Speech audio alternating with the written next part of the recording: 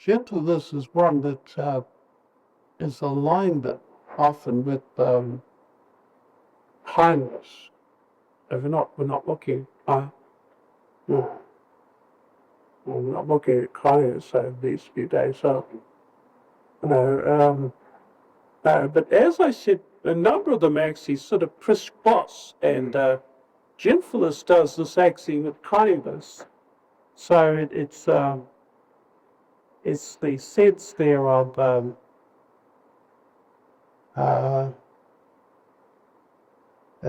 this sense of being gentle, but also it's similar, almost like a synonym of kindness as well. But anyway, as I said, there's always a little bit of a subtle difference with them all, and there's just a different kind of emphasis that comes out. When Paul mentions this in Galatians, and he talks about gentleness, it's really the opposite here of anger or selfish ambition. It has the understanding of meekness and humility. There is an idea, I think, of strength and gentleness going together. But it's not a wimpish idea, but rather the person who has a submissive and teachable spirit towards God. And it shows itself in genuine humility and consideration of others. I often think, though, that when we're talking about gentleness and meekness and humility, they all sound rather passive ideas, don't they? I know for you people who are attached to a national religion called rugby league, and the final is on tomorrow or something, and if you talked about one of the front row Fox or the Locks being, he played a good gentle game, or he was very neat, or he was a humble front rower, you'd think he must be a bit of a wimp or something, or, but it's a real put down, I think, isn't it? But of course it's not meaning that at all. It's actually a word which is quite strong. And gentleness is too. As I said, most in our language, these words have got a rather passive and almost wimpish kind of idea about it. It's a bit like the couple who coming out of church on Sunday, and he was a bit of a business tycoon, and the homily had been on blessed are the meek, for they shall inherit the earth. And this fellow says to his wife, if the meek are going to inherit the earth, they're going to have to be a lot more aggressive about it. But again, as I said, it's not that sense at all, because meekness is quite a strong word in the scripture. We know that in the Old Testament, Moses was termed the meekest man on earth. Now, Moses could be quite a fiery character. He was a person, who, when it came to the crunch, he had no problem about being very convicted and convinced about what he knew the Lord wanted. But as I said, often words don't, often they get in our language, can take on a different idea.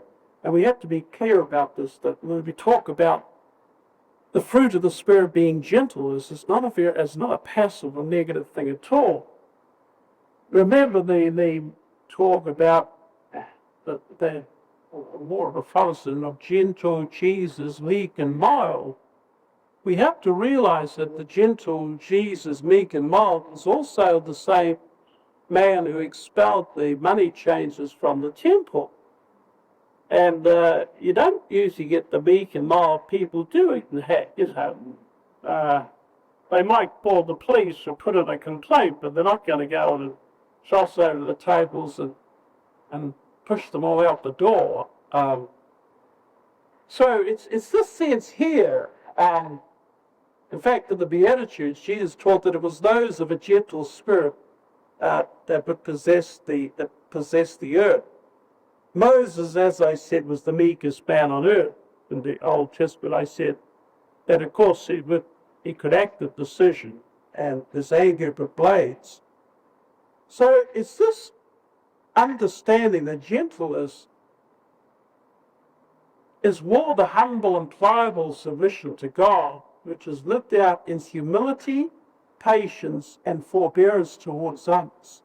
So you can see there with this particular proof how it crosses into humility, patience, and forbearance towards others. In Ephesians chapter 4, verses 1 to 10, I think it's an area, it's a chapter well known to people in charismatic. He speaks about, Paul speaks about there, about being the prisoner of the Lord. He begs them to lead a life worthy of the calling to which they have been called, with all humility and gentleness. He puts those two together. Then he says, with patience, bearing with one another in love, and making every effort to maintain the unity of the Spirit in the bond of peace. Also in Philippians, he makes a similar point when he says in chapter 2, verse 3 there, he says, and of course this is the beginning of what is called the kenosis text of Jesus emptying himself. He says, do nothing for selfish ambition or conceit, but in humility, that is, and that's the idea too of gentleness, regard others as better than yourselves. Let each of you look not to your own interests, but the interests of others.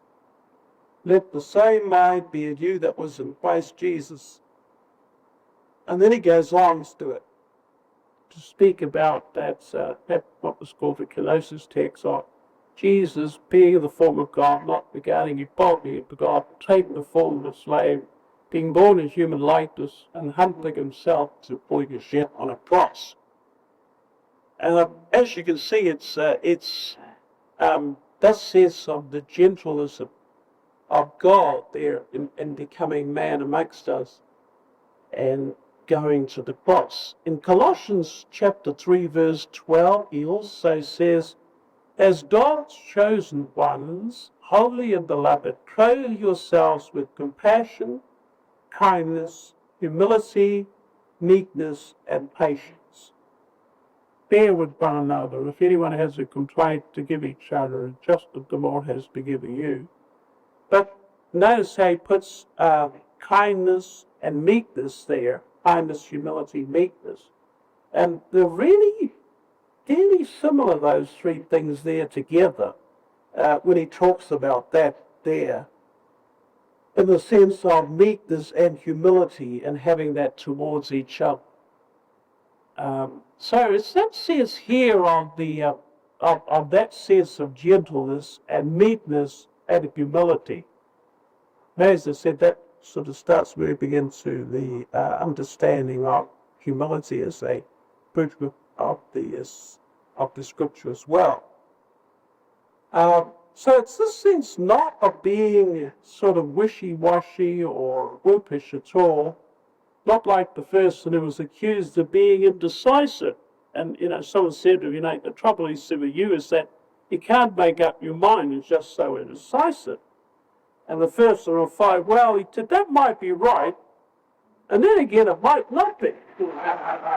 But it's not with the sense of the first already found a bit of not the very clear path at all. But this is not an aspect of gentleness or humility or meekness. It's rather a sense of, we might say just wishy-washy or being profuse. There's the story about the little 8-year-old's essay on Quakers. He said, Quakers are very meek, quiet, humble, gentle people who never fight or answer back. My father is a Quaker, but my mother is something else. So we might just sort of wonder exactly what, when it comes to talking about this sense of humility or meekness or gentleness. Bob Weeks, a scripture writer, says, humility and a sense of entitlement are bad bet balance. If it is true that the weak shall inherit the earth, the entitled shall certainly contest their inheritance. So that's again an understanding of this sense of gentleness here. And I think when it comes to it, sisters and brothers in Christ, we think about Jesus being gentle, yet being the person who sorted the money changers in the temple out. I often think this particular fruit is really about having a proper balance in life. This is often something that, for all of us, we find that just to get the proper balance or a happy medium here, for example, say getting angry with other people, although sort of anger has a bad press, if you say to someone, oh, he got angry with them, or she got angry, we usually mean it in a bad sense, don't we? We usually mean they sort of lost their cool. He's got it, he's thrown his toys out in a cot, whatever way we express it these days. But it usually means it's in a bad sense. And as I said, the word has suffered from a bad press. And so often getting angry with the other, we could ask, well, can it be a good thing? As I said, well, Jesus got angry at the temple. So what's the difference between his anger and our anger?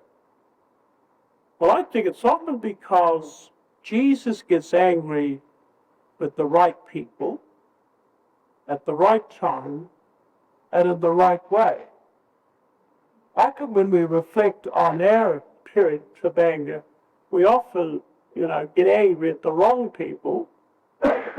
We've had cases, someone going up to someone and saying, he started to tear strips up with people about something, and someone told me he wasn't the person, it was that one over there. And, this sort of thing. Then it can't be with that, and it's in the wrong way, you might get the right person, but you do it as the wrong way.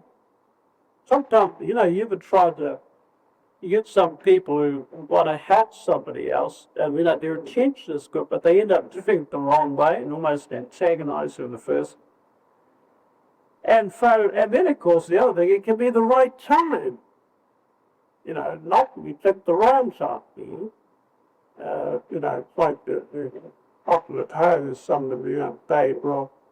Don't ask your father when he comes home from work. He's usually a bit frazzled, and wait till after tea and ask him then. In other words, picking the right time. So all these things, I think, tend to come into play. We usually lose our cool with the wrong person, or choose the wrong time, or do it the wrong way. And that's why in our anger it's bad.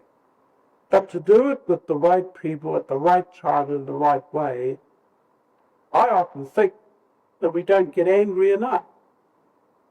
We don't, when we look around at our society and things going on, sometimes they're thinking, there's a lot of reason to get angry in the right way, in the right place, the right time, with the right people.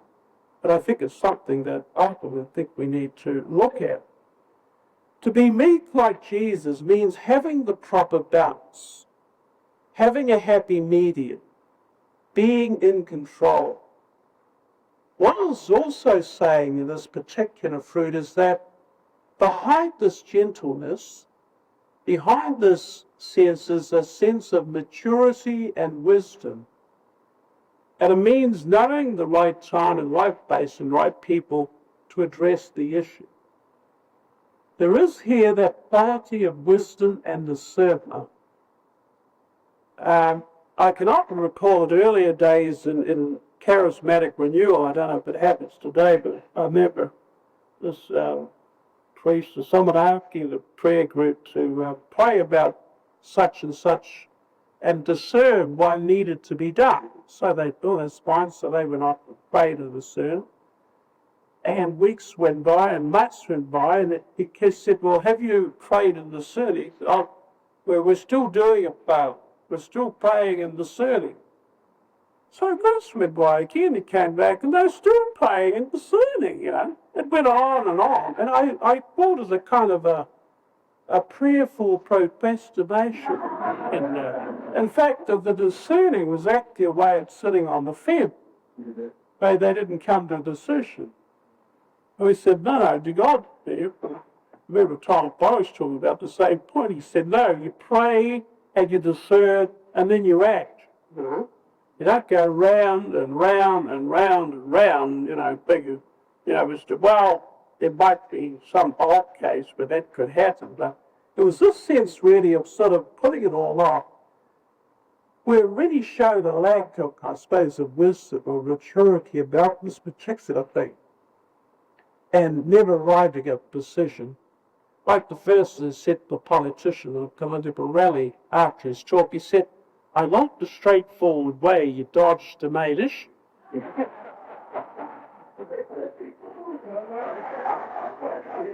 But I think here it's the case of that, you know, we pray and discern, and once we've done it, we go and do it.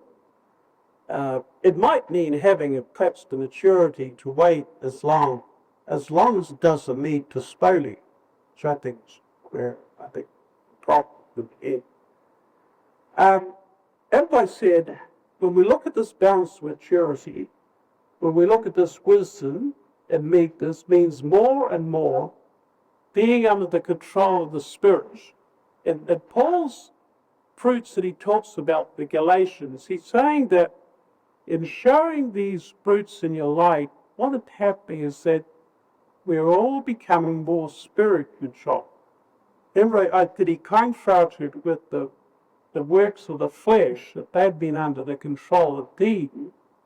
And he said, it should be more evident that these are the fruits that are obvious in your lives, that the Spirit now is becoming more the control in your lives.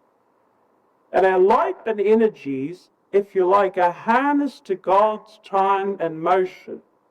It's like having a controlled energy.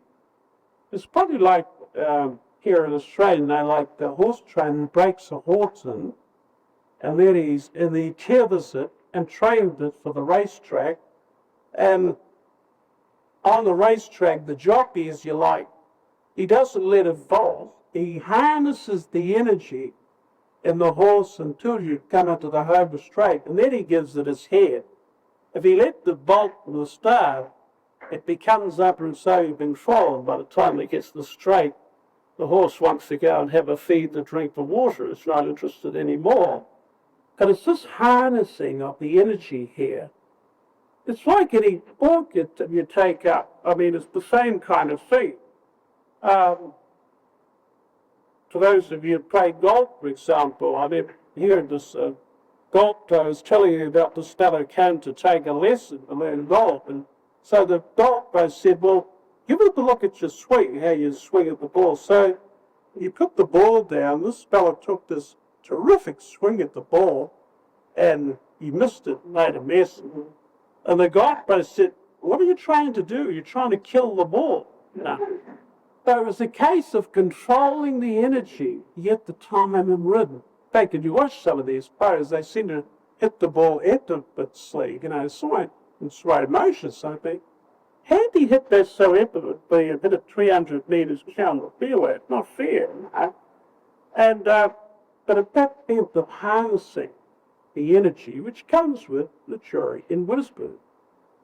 I always think of the story, well, because they're not golf stories about it, the story of the golfer was out with his friends, and he was having a terrible day. He was sliding it forward, he was hooking it to the left, he was in the tree, he was in the lake a few times, he couldn't touch to save himself, and finally in prostration he turned to his friend and said, and my wife thinks I'm out here enjoying myself. I think it was over our way when a fellow had bought a new set of golf clubs, and he went out to try them, and he was doing no good at all, but he all over the place like a vast practice, and And finally, he came to this lake, and he hit several balls in the lake, and he finally, in frustration, he got the whole bag of clubs and dumped them in the lake and stalked off to the car park to drive home. But he got the car park, he realised that his car keys were in the golf bag. So he had to wade into the lake, drag them out to save them. And of course, this would be, it might have, I suppose, dampened his ardor by then, but cooled down to make it more sort of, then it was full. So it's this sense here with this fruit that it's really behind the sense of gentleness, all the thing about patience, self-control, the sense of wisdom, maturity, and a sense of balance. So it's a very rich term. And you see how it meshes in it, I said, with some of the others. When we talk about balance and maturity, wisdom, and self-control, well, we'll be looking at that tomorrow. We're under the Spirit's guidance.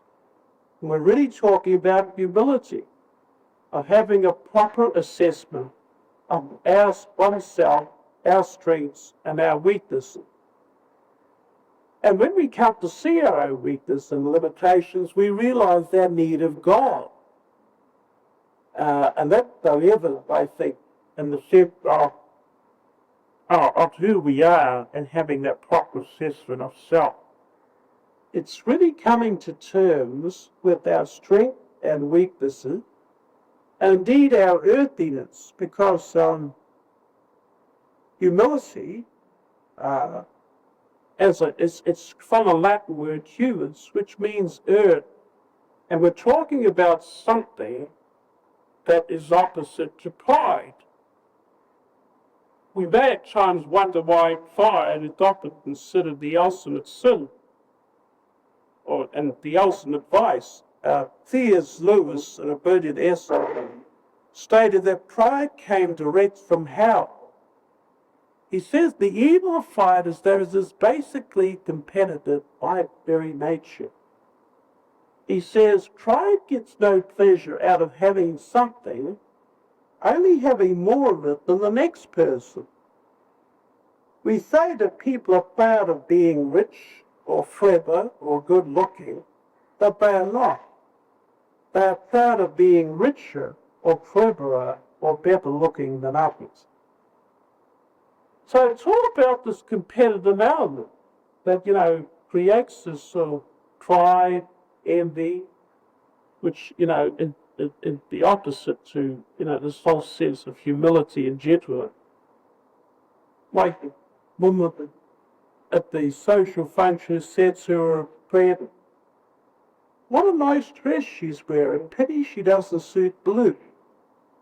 But it's this sense of the competitive element that C.S. Lewis is talking about.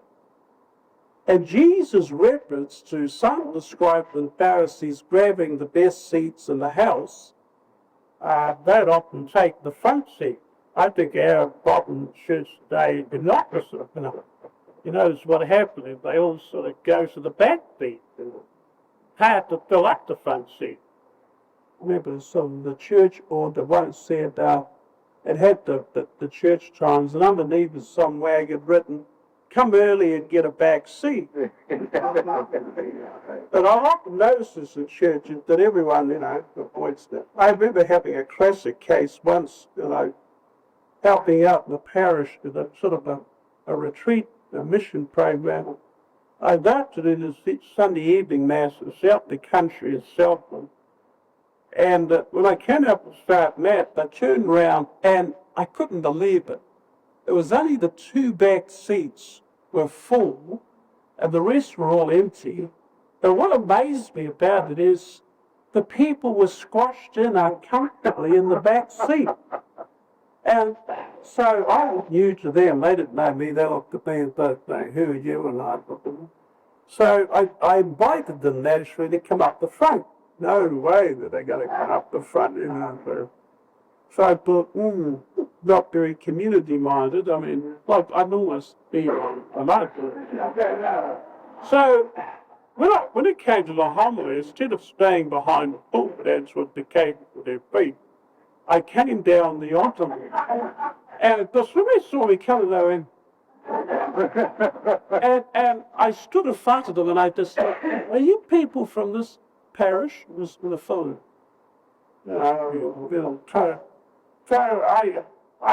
I delivered the funding from there, but they liked this ball through and no back. I'm not sure if it was a helpful ball therapy or not, but whether it might have cured the perhaps in the future to come a little closer, you know. But this sense here, I think, of this sense of balance and having the sense of wisdom and maturity that comes into this full truth of gentleness. For many people, I think you'll find that humility, remember I said earlier, some of these words were suffered from a bad press, like meekness and gentleness, and I think humility also had suffered from. It tends to be also considered a time a bit wishy-washy or a bit whippish. Sometimes to people, humility means the same as being humiliated, or eating humble pie, I could say, or in Oriental pies, losing face. Some have the idea that God wants to cut them down to size. That's another idea that comes out. I think this is all quite sad. Humility is not a draining itself and your identity, that you're somehow a nobody, a kind of a spiritual liar heap. You remember the fella in David Copperfield, no? Uriah Heep, this person who went around, he did, you're a very humble, you're a very humble servant, and well, actually, when you found out about Uriah Heep, he was anything but. He was a very proud person, and if anyone dropped him, they soon did about it. But it was this identity of being the humble person, which is exactly what taught the person. He was apologizing, this sort of said, for apologizing for being alone. And as somebody said, when you think you've got humility, you can be quite sure that you haven't. I think we should always pray for the virtue, but I think the humility, maybe the one we don't want out, in the sense of you think you've got it, you used to be sure it happened. All right, two men arrived at the pearly gate, and St. Peter stands, there's room for one more. Now, which of you two is the most humble? That's a bit of a trouble. I've often said that we need to be praying for all the virtues, that the humility is one we don't want to claim we have. Another alternative to this bony brand of humility is that running yourself down in the hope that people will praise you or compliment you. And this is what I call humility with a hook. You often get this, somebody does quite well and stuff. I'm just saying, look, you did very well, and I'm not very good to be, felt that didn't make up, This is really, as they say, humility with a hook. It's kind of a false humility, really. I never once to the person told another how poorly he had performed. And he said, Mr. President, I didn't do very well at all. And the other person answered with a straight face, well, that's certainly true, but you did the best you could. Now, it's not what he wanted to hear, but in fact, that was actually being quite anxious. According to this sense of being meek, only dispels being gentle, the truly humble person doesn't think little of himself, rather he thinks of himself little. It's a good distinction to make, but the gentle, the humble person doesn't think little of himself, rather he thinks of himself little. He's usually so busy not being out, she doesn't just think about that, as we looked earlier about the way often to take mind of self but help somebody else. As I said, this word comes to the latitudes being grounded on earth. So this fruit of the Spirit, this gentleness, this humility, this meekness, this balance is like having our head in heaven and our feet firmly tranked on the ground. Now, often it's the case where we could get people who are too firmly based on the ground without their head in heaven. You know, we might think of effectiveness or whatever it is. That sort of idea. You can get other people who've got their head in heaven, but their feet are not on the ground. Have you ever met those people? And often I remember one of the theological student, I said, I think it's a bit too giveaway. What do you mean? I said, well, you've got the lack of balance there. You've got to get in heaven a lot, but his feet are not on the ground. In other words, there's the lack of the human balance. And often this is the case where you see people, they're fine on a couple of levels, but then there's an imbalance somewhere. So often this fruit of the Spirit is all about this proper balance that we come back to. It's to have faith ideal and realize who we are. And this humility and gentleness is the willingness to be what we are and to do what we can. And that, I think, is a very good way of really sort of funning up the kind of idea of gentleness. This sense of knowing who we are and knowing what we can do to be what I am means not only recognizing what you are, but saying it to what you are. To see ourselves as God and others see. There's all the good points and the bad points, or the strengths and the weaknesses, with our gifts and our limitations. To know I am a sinner, and yet happy knowing that Jesus, by the power of the Spirit, heals and redeems me from sin. The meek, the gentle, the humble in the gospel are the ones who know they need help, who need faith. Humility means having a true self-acceptance. Humility means knowing that we need Christ. I think one of the big trouble that when Jesus was engaging with the vulnerable scribes and Pharisees, they were sort of saying, we've got the law to the Old Testament, so why did you come? We don't really need you. And he said, it's the poor. Remember, they said that he was associating to the poor and the tax collectors, so they're the ones who realized they needed the doctor. And some of these scribes and Pharisees do the same, and well, they've got the law, we don't need you. But no thanks. They say, well, we don't need to think you needed to come at all. The American playwright Eugene O'Neill put it like this: I'm born broken and a bead of blue. I deal with other people who are also broken, and I live in a broken and flawed world. While being who we are, humility and gentleness also means the willingness to do what I can. It takes maturity and balance to see what our gifts are and what we can do in a given situation, and also to discover what is worth it. And this is the maturity and wisdom behind this. We can allow quantity to often engulf us rather than thinking about quality. I have noticed that in charismatic renewal in the past, anyway. I hope it's not the case now, but they someone who was very gifted, but they often were being asked to be able to pay for them, and they kind of got ground down a lot of work, if you like. They didn't have the ability to say no. They're always in delays, and they're often to say no. You need to be able to say no. And that's the new state. Often what happened was a very freeing thing for them.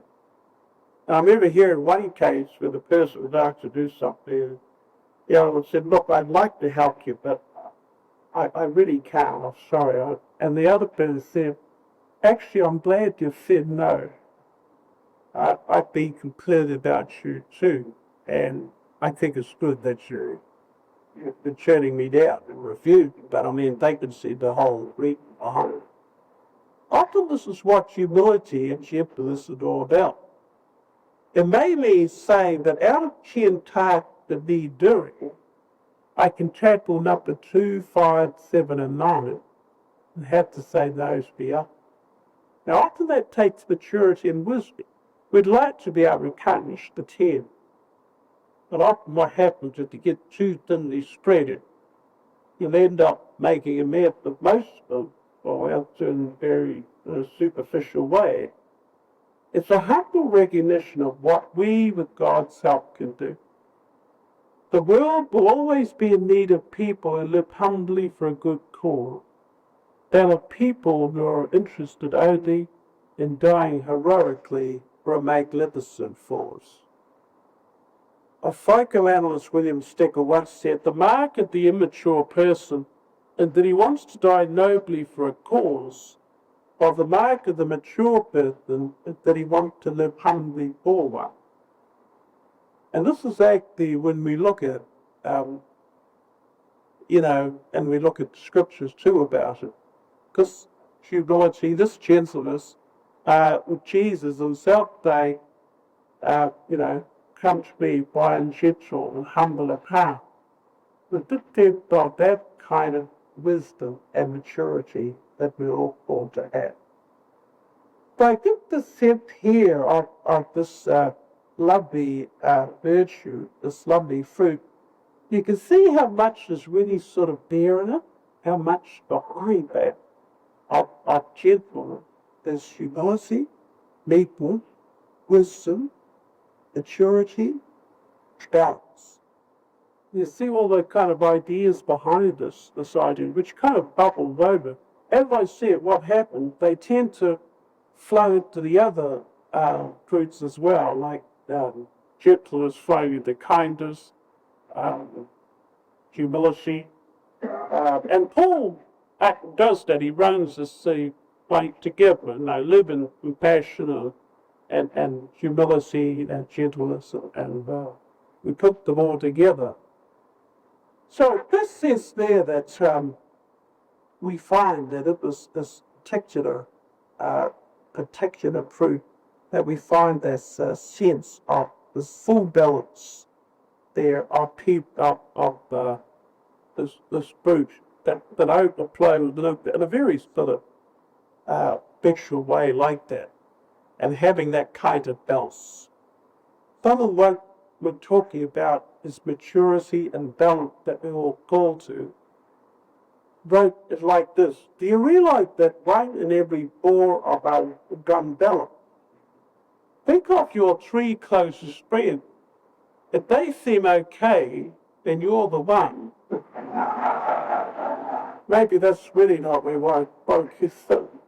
But I think when we come back to this one, when we think of Paul talking about this gentleness of spirit, this sense of this meekness and humility, this sense of having strength and under control, how high is the loving service and respectful action, where it's this sense of Jesus, it was meek and mild, and yet was that very strong person. He who said, I am gentle and humble of heart. Take up boss and to follow me. Thank you.